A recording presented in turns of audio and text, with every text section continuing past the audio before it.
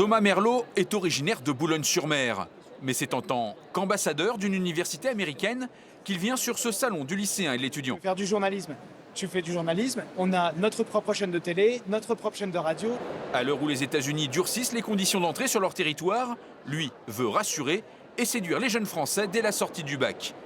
On a une ferme de 750 hectares sur le campus, donc on a tous les programmes qui vont toucher à la science animale, à l'agriculture, l'agronomie, tout ce qui va toucher à la science de la nourriture.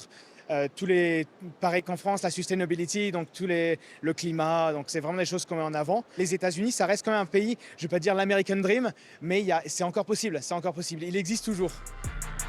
Mais à 25 000 $ l'année universitaire, soit un peu plus de 20 000 €, ce rêve américain a un prix plutôt élevé.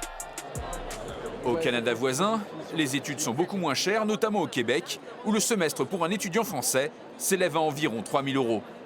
Montréal, on garde quand même une patte francophone, c'est pour ça que c'est pas mal, quoi. Et c'est un peu plus une zone de confort, on est un peu moins dépaysé. On est prêt à accueillir les étudiants et on les accompagne. Donc nous avons toute une équipe de conseillers et conseillers en immigration qui va accompagner les étudiants à suivre leur démarche pour pouvoir se rendre à Montréal. Étudiant à l'université d'Artois, Dylan revient de Chicoutimi, au nord de Québec, où il a pu valider un double cursus. J'ai pu apprendre énormément de choses sur le mapping vidéo, j'ai pu avoir des cours de jeu et direction d'acteurs avec un réalisateur directement du Saguenay-Lac-Saint-Jean, donc directement en plein Québec. Les grands espaces canadiens ont toujours fait rêver, mais il y a ce côté aussi de façon beaucoup plus pragmatique, l'accès à une autre culture pédagogique qui va être beaucoup plus axée sur l'autonomie de l'étudiant, des programmes qui sont très professionnalisants, moins d'heures de cours, plus de travail personnel.